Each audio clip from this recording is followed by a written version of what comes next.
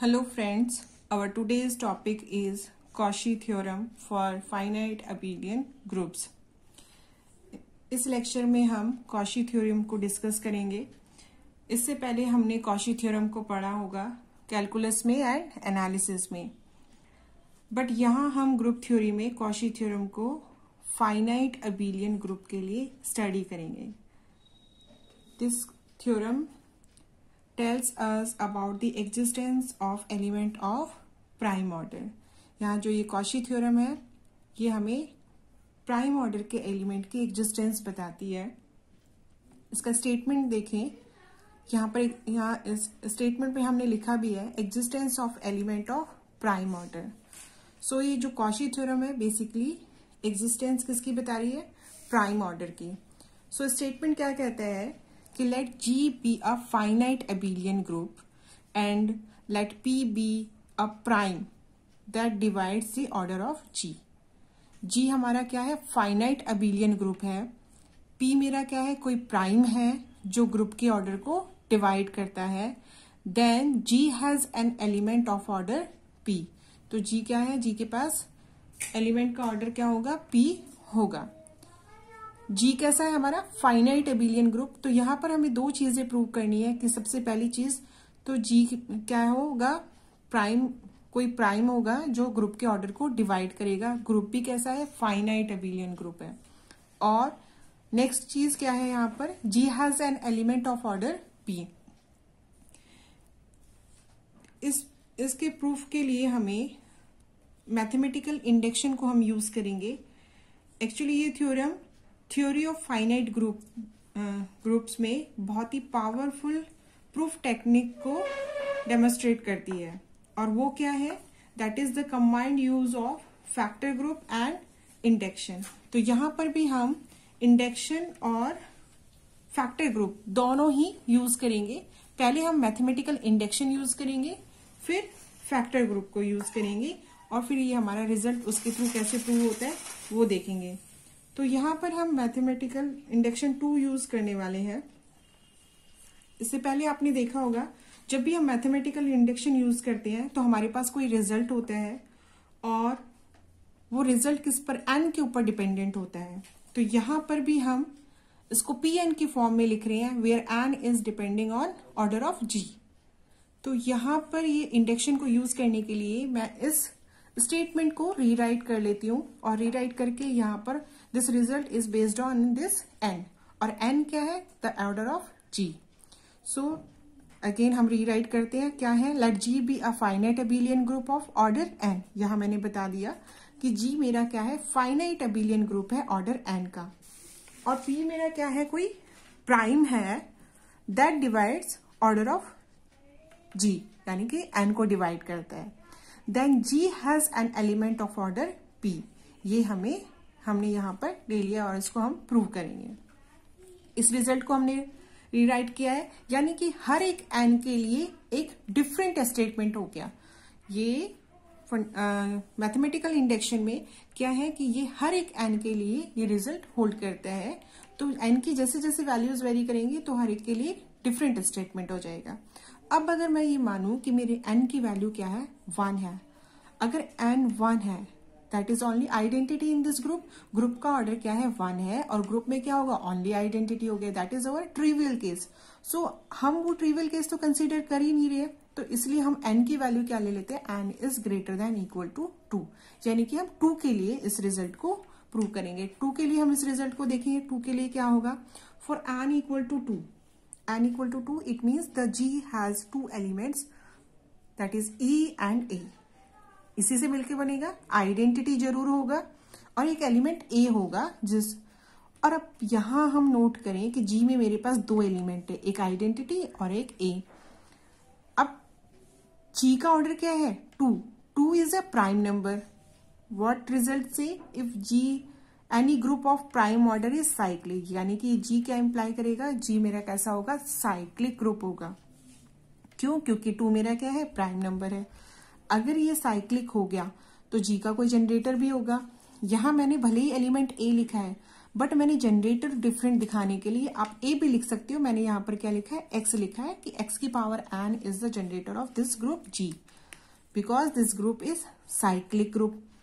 अब जी का generator x है, वहां पर जो एक्स एलिमेंट किसका है, जी का, बट हमारे पास जी में एलिमेंट क्या है, ओनली एक है, उसके ऑर्डर की पॉसिबिलिटी क्या हो जाएगी, 2, यानी कि this implies order of x equal to 2, और वो क्योंकि क्या है, एक अकेला प्राइम नंबर है। तो ये रिजल्ट मेरा यहाँ इसके लिए ये होल्ड, मतलब ये हमने इसको स्टेटमेंट के थ्रू n इक्वल टू 2 के लिए हमने इस रिजल्ट को शो किया। अब आप मैथमेटिकल इंडक्शन क्या कहते हैं, मैथमेटिकल इंडक्शन हमारे पास दो तरह के इंडक्शन है। मैथमेटिकल इंडक्शन 1 कहता है कि अगर मेरा रिजल्ट n के लिए प्रूव है तो मैं n+1 के लिए उसको शो करती हूँ कि वो उसके लिए भी होल्ड करेगा। बट मैथमेटिकल इंडक्शन 2 क्या कहता है कि मेरा कोई रिजल्ट n के लिए हम प्रूव करते हैं, इससे पहले हम मान के चलते हैं कि वो n इज लेस देन, कोई भी नंबर उससे लेस देन है, उसके लिए प्रूव है। तो यहां हमारी एजम्पशन भी ऐसी है इस मैथमेटिकल इंडक्शन 2 के according, suppose the result holds for all abelian groups with order less than for k is less than n। क्या है, हम मान के चल रहे हैं कि ये रिजल्ट क्या है, k which is less than n के लिए ये क्या है, ट्रू है ना। तो ये हमने इसको इक्वेशन नंबर 1 डाल लिया, क्योंकि हम इसको बार बार यूज करेंगे, क्योंकि ये हमारी क्या है, अजम्पशन है। अब ये हमारी अजम्पशन है, तो हम क्या शो करेंगे, we will show that Pn is true. ये किसके लिए, n के लिए भी ट्रू होगा। तो सबसे पहले इसके लिए हमारे पास क्या है, g के पास एक एलिमेंट होगा जिसका ऑर्डर क्या होगा, प्राइम होगा। सबसे पहले हम क्या करेंगे, g के पास एक एलिमेंट होगा जिसका ऑर्डर क्या होगा, प्राइम होगा। तो सबसे पहले हमने लिखा order of g equal to n, और what we are claiming here, we are claiming g has an element of prime order, कि g के पास एक एलिमेंट होगा किसका, प्राइम ऑर्डर का। अब यहां देखें, इसको देखें, प्राइम ऑर्डर मैंने लिखा है, और मैं अपना स्टेटमेंट दिखा दूं जो मैंने लिया है। यहां पर मैंने लिखा है g has an element of order p, और यहां मैंने लिखा है g has an element of prime order. Both are different things, क्योंकि यहां पर मैं कहना चाह रही हूं कि g के पास एक एलिमेंट होगा जिसका ऑर्डर p होगा। ये अगर यहां पर p मेरा प्राइम g को 5 डिवाइड करता है, तो g के पास एक एलिमेंट होगा जिसका ऑर्डर क्या होगा, 5 होगा। अगर मैं यहाँ इसकी बात करूं कि सपोज ऑर्डर ऑफ g मेरा क्या है, 15 है, तो यहां मैं कहना चाह रही हूं कि g के पास एक एलिमेंट होगा प्राइम ऑर्डर का। तो 15 के क्या है, 3 भी डिवाइड करता है और 5 भी डिवाइड करते हैं, तो इट मे बी 3 और 5, दोनों में से कोई भी हो सकता है। यहां पर मैं स्पेशली मेंशन नहीं कर रही हूं कि अगर मेरे ग्रुप का ऑर्डर 15 है तो वो प्राइम 3 होगा या 5 होगा।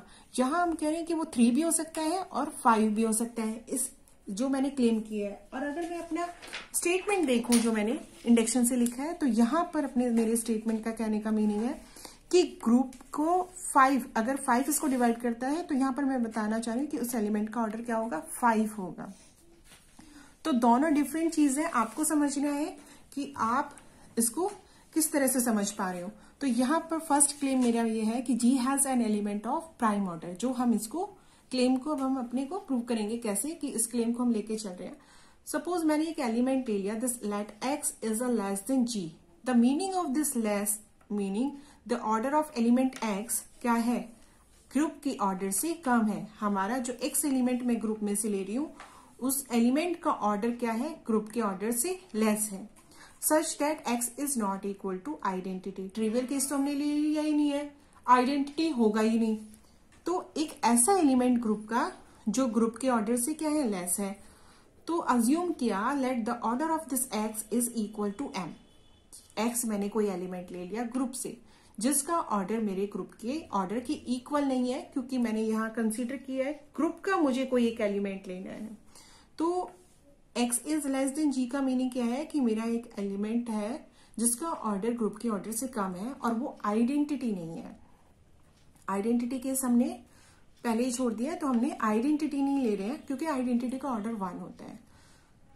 इसका ऑर्डर मैंने एम ले लिया है और साथ में मेंशन किया the m is greater than 1 नहीं है तो उसका ऑर्डर क्या है, 1 से बड़ा है।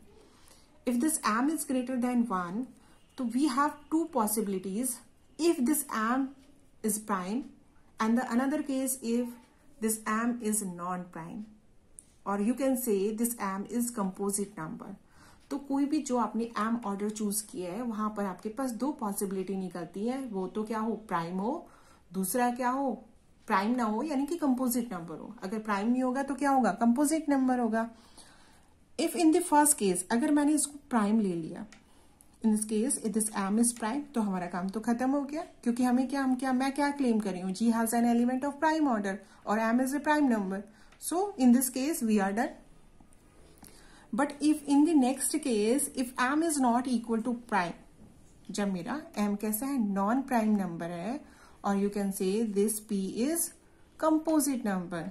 एम कैसा है आपका, नॉन प्राइम यानी कि कंपोजिट नंबर है। So in this case m is in the form of q into are.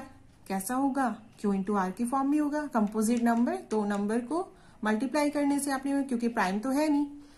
तो यहां मैंने केस किया कि वेयर ये जो क्यू और आर है वो इंटीजर है। विद दिस केस क्यू कैसा होगा, प्राइम होगा। यहाँ पी एम प्राइम नहीं है, बट एम किससे मिलके बना हुआ है, प्राइम नंबर से मिलके। क्योंकि आप कोई भी कंपोजिट नंबर लोगे तो एक उसमें एटलीस्ट एक तो क्या होगा, प्राइम होगा ही होगा। तो यहां मैंने लिया क्यू को, मैंने ले लिया this q is prime. So अब हम क्या करें, एक एक्स की पावर आर की power q, what this say, this is equal to x की power q r, and what is the value of q r, this is m. So the x की power m क्या मिला मुझे, identity. क्यों, क्योंकि मेरा order of x क्या है, एम है।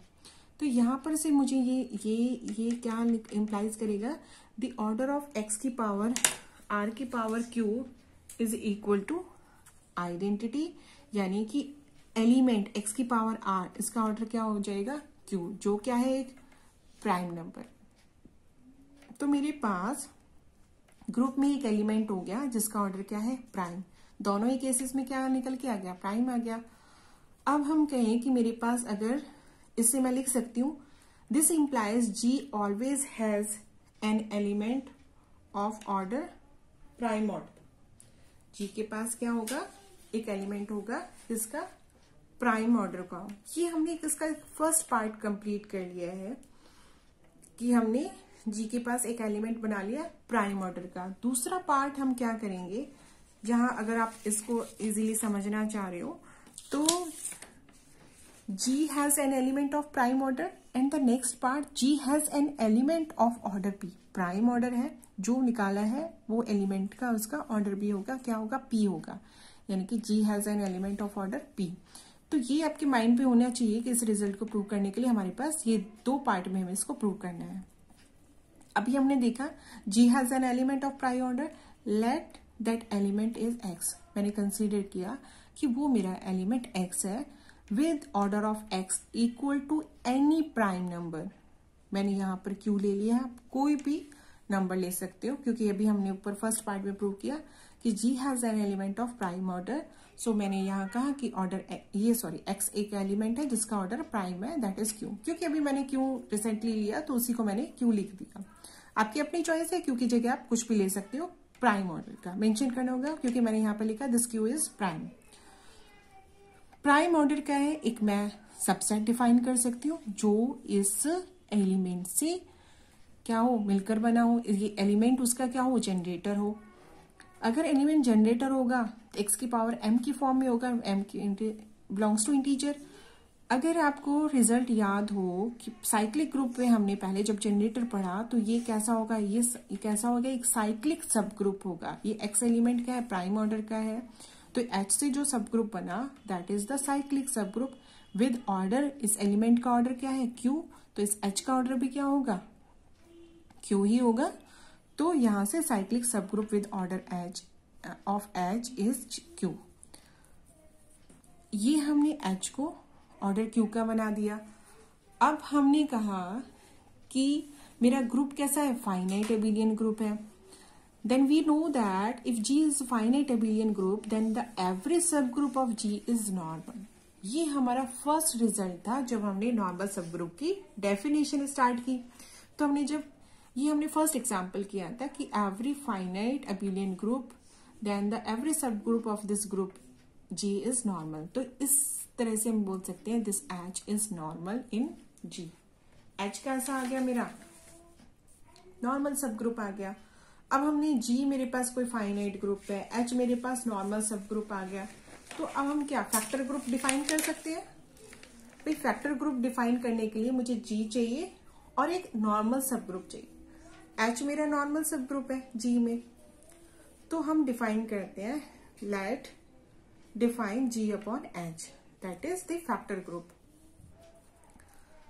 The order of this factor group, G कैसा है, फाइनाइट, H भी फाइनाइट है. सो हम कैसे लिख सकते हैं, order of G divided by order of H.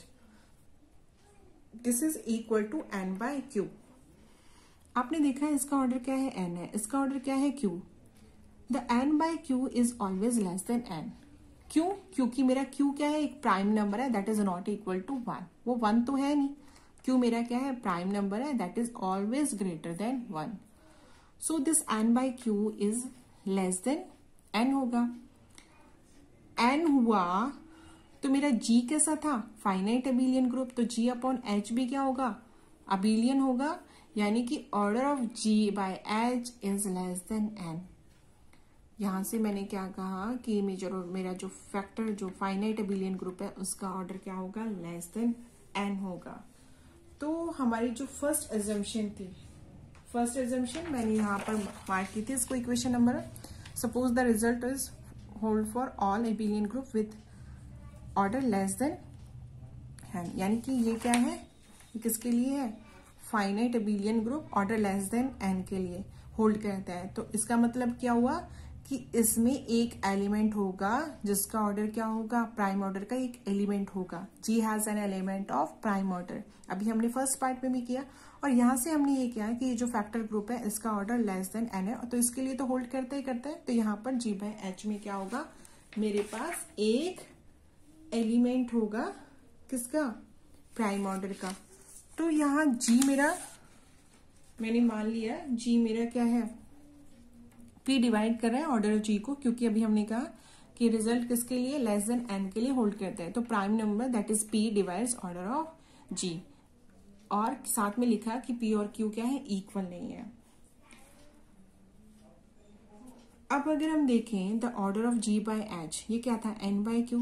This implies अब N को क्या कर रहा है, P डिवाइड कर रहा है. अगर आप यहां पर ले लो, N आपका ले लिया आपने 15, यहां पर आपने Q फिक्स कर दिया सपोज 5, P आपने ले लिया 3. This P divides N. अभी हमने कहा कि कोई भी प्राइम नंबर ग्रुप के ऑर्डर, फाइनाइट ग्रुप के ऑर्डर को क्या करेगा, डिवाइड करेगा. तो N को क्या है 3, 15 को ये 3 डिवाइड करता है. तो आप कह सकते हो दिस 3 डिवाइड्स 15 बाय 5. जो 15 बाय 5 है जो से आएगा उसको ये 3 भी डिवाइड करेगा, क्योंकि P किसको कर रहा है, N को डिवाइड कर रहा है. और Q मेरा क्या है, कोई प्राइम नंबर है.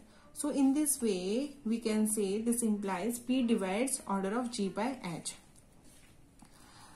By the induction hypothesis, G upon H, यानी कि this factor group has an element of prime order, उसका हमने नाम ले लिया this P. यानी कि इस फैक्टर ग्रुप के पास एक एलिमेंट हो गया जिसका ऑर्डर क्या होगा, प्राइम होगा.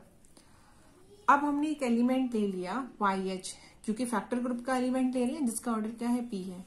YH कैसा है, YH is belongs to G by H, है ना. YH element belong to G by H. कैसा एलिमेंट है, फैक्टर ग्रुप का है. तो ये YH का ऑर्डर क्या है, P है. And the order of YH is equal to P. अगर YH is equal to P है तो हम इसको लिख सकते हैं YH की power P equal to identity. अब फैक्टर ग्रुप में आइडेंटिटी क्या होती है, H. G अपॉन H की आइडेंटिटी क्या है, H से लेफ्ट को साइड सम बनाते हैं. तो this is equal to H. So this implies Y की power P H equal to H, y की power P H equal to H। तो ये इससे क्या बना हमारा कि this YP belongs to H। YP किस में होगा? H में। ये कौन सी है? प्रॉपर्टीज ऑफ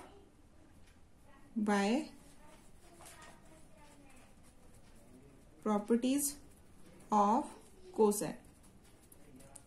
कोसेट की प्रॉपर्टी से हमने कहा कि ये किसके अंदर हो गया? YP मेरे H के अंदर हो गया। ये YP क्या है? एक एलिमेंट है किसका? H का। अब यहां पर भी हमारे पास YP के लिए भी हमारे पास क्या होगा? ये मैंने क्या है? AH इक्वल टू H से अगर आप देखोगे तो ये A बिलोंग्स टू H हो गया।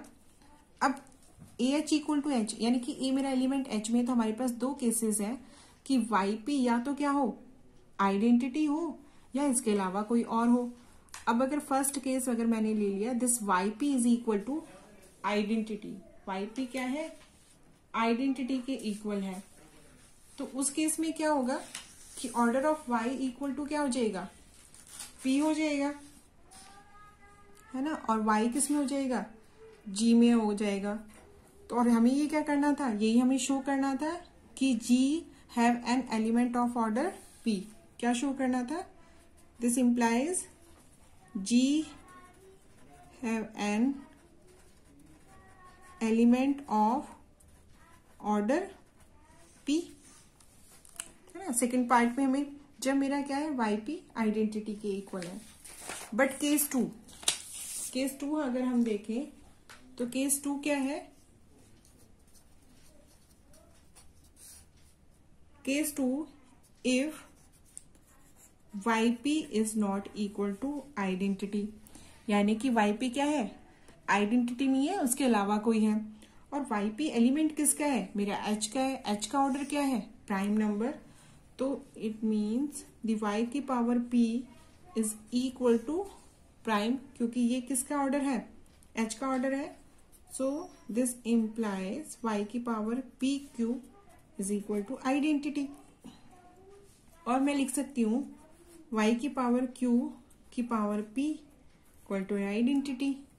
और यहां से क्या आएगा? The order of YQ is equal to P। जिस पावर पे मुझे आइडेंटिटी मिलती है वो उस एलिमेंट का क्या होगा? इस एलिमेंट का ऑर्डर क्या हो गया? P हो गया। अगर आप इसको लिखना चाहो, let Z which is equal to Y की power Q belongs to Z, this implies the order of this Z is equal to P। So both cases में हमने देखा कि G have an element of order P। तो यही हमें क्या करना था? इस कॉशी थ्योरम में प्रूव करना था। आई होप ये कॉशी थ्योरम आपको समझ में आई होगी।